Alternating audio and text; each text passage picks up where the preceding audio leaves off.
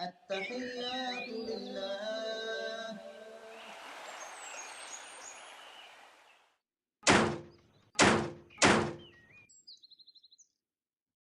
آمنت بالله وملائكته وكتبه ورسله واليوم الآخر والقدر خيره وشره من الله والبعث بعد الموت لا إله إلا الله. السلام عليكم. Alaykoum salam wa rahmatullahi wa Ça va, barakatuh. Akhi? Ça va, alhamdoulilah. Voilà, Akhi, est-ce que tu peux te présenter un petit peu, Inch'Allah, en quelques mots? Ouais, bah voilà, je m'appelle Patrick Dougoumbi, Ali Dougoumbi. Voilà, c'est important pour moi de présenter quand même mes noms et mes pseudonymes, si je peux dire comme ça. Je suis congolais d'origine, donc d'origine congolaise. Je suis marié, père de trois enfants, 3 petites filles. Je suis travailleur social, je travaille dans le socio-culturel. Je suis animateur en maison de jeunes à la Baraka. Et je suis aussi artiste, donc j'écris et j'interprète. Et moi à la base, voilà,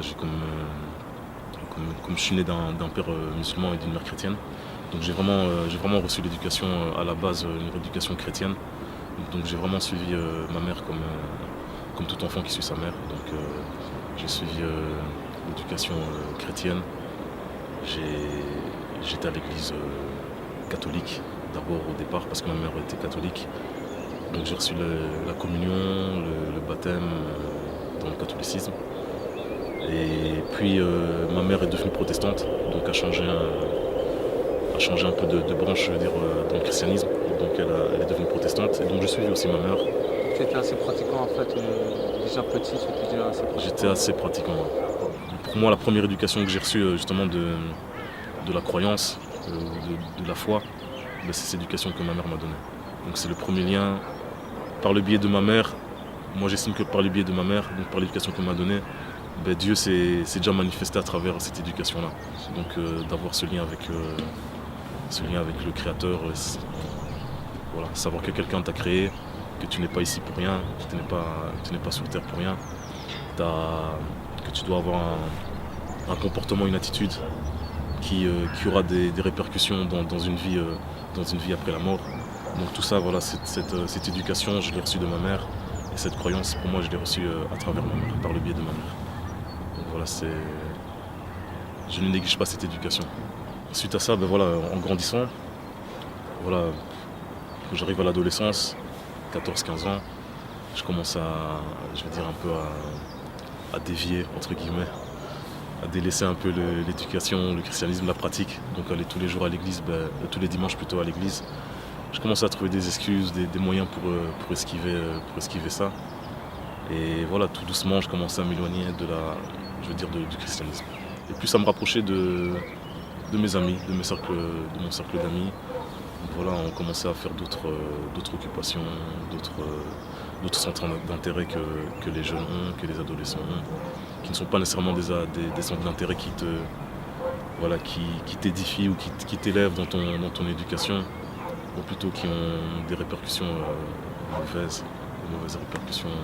Et il y a dans ce groupe, dans ce cercle d'amis, on a eu un événement qui nous a assez marqué. C'était le décès du père d'un ami très proche. Donc voilà, ça m'a vraiment remis en question. Donc il y a eu une longue période comme ça où je vais dire, je continue à faire des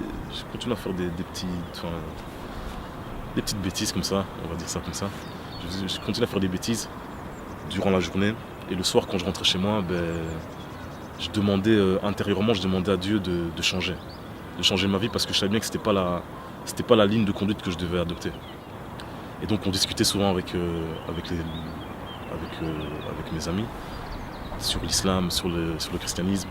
On savait bien qu'on croyait au même Dieu, mais on voyait bien qu'il y avait une nuance, qu'il y avait une différence entre la manière dont nous on présentait Jésus et la manière dont eux présentaient Jésus. Et plus ils présentaient plus ils présentaient Jésus plutôt dans leur religion, et plus plus pour moi, ça répondait, je trouvais une logique dans ce qu'il disait. Je trouvais une logique dans mon cœur. Le fait de mettre Jésus, Dieu en même temps, des fois ça ne correspondait pas à ma logique. Et pour moi, voilà, la présentation que j'avais maintenant de Jésus devenait plus claire et plus acceptable pour moi. Et donc je me suis interrogé, c'est ce qui m'a interpellé par rapport à l'islam. J'avais peut-être c'est l'apport que l'Occident nous amenait, mais j'avais l'impression que l'islam c'était une religion d'arabe. Ça ne correspondait pas à ma culture, ça ne correspondait pas à moi, congolais. Voilà, même si mon père l'était, je ne me suis pas posé la question. Cette prière que je faisais, je veux dire, de manière instinctive. Donc je rentrais chez moi et je faisais la prière, je demandais Dieu, guide-moi dans le chemin droit. Parce que je savais bien que je n'étais pas dans l'attitude qu'il fallait. Donc je demandais Dieu, guide-moi dans le chemin droit, le chemin que tu veux pour moi. Et vraiment, voilà, je parlais à Dieu, je parlais à cœur ouvert à Dieu. Toi. Et donc je suis tombé sur le Coran. Et quand je suis tombé sur le Coran, donc j'ai lu un peu le début du Coran parce qu'il y avait dans ce Coran-là, il y avait l'explication de l'écriture des Écritures saintes, de la Bible, la Torah, puis le Coran. Donc j'ai lu un peu ça. Et quand je suis tombé, donc pendant des nuits, ça a duré toute une période, je crois, des mois et des mois. Et puis je suis tombé à la Fatiha. Et la Fatiha, ce point-là, pour moi, c'était le déclic. Donc tous les soirs, quand je rentrais, comme je dis, la prière que je faisais tous les soirs, quand j'ai ouvert le Coran, quand je suis tombé sur la Fatiha, la prière que je faisais chaque soir, c'était celle-là qui était retranscrite en français et bien structurée. Ça m'a donné comme un électrochoc. Je me suis dit, ce point-là, je n'ai pas dit ce point-là à l'époque, toi. Je me suis dit, waouh, c'est la prière que je fais tous les soirs. Et là, elle est retranscrite, elle est toute nickel, propre comme... et malgré les choses que je ne comprenais pas, je me suis dit, je vais quand même survoler, je vais tout lire. Je vais tout lire et une fois après, je verrai. Donc j'ai tout lu. Une fois que j'ai tout lu, je me suis dit, dans mon cœur, je me suis dit, voilà, moi c'est cette religion que je vais suivre. Parce que ça a éclairé, ça enlevait pour moi, quand je lisais, ça enlevait des brouillards ou des incompréhensions que j'avais. Ça éclaircissait, ça mettait de la lumière sur ce que je connaissais déjà. Et c'était, voilà, pour moi c'était une voie claire. C'est une voie claire et voilà, je me suis dit, voilà, pour moi je vais choisir cette religion et c'est cette religion que je vais suivre. Et c'est comme ça que j'ai suivi, par la grâce de Dieu, que Dieu m'a amené à l'islam. Je pense qu'en tout cas, pour moi, l'islam m'a beaucoup amené. Et maintenant, je ne peux pas concevoir vivre sans l'islam.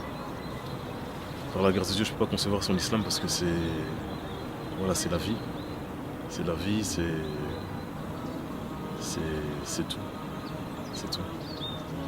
Je pense qu'il ne faut pas avoir peur de découvrir autre chose. Parce que je pense que le fait de découvrir autre chose, c'est ça qui te permet de t'enrichir et de t'ouvrir aussi à des nouvelles choses et de découvrir ainsi la vérité. Je crois qu'il y a quelque chose qui ne trompe pas, c'est le cœur, qui m'a fait accepter la vérité aussi.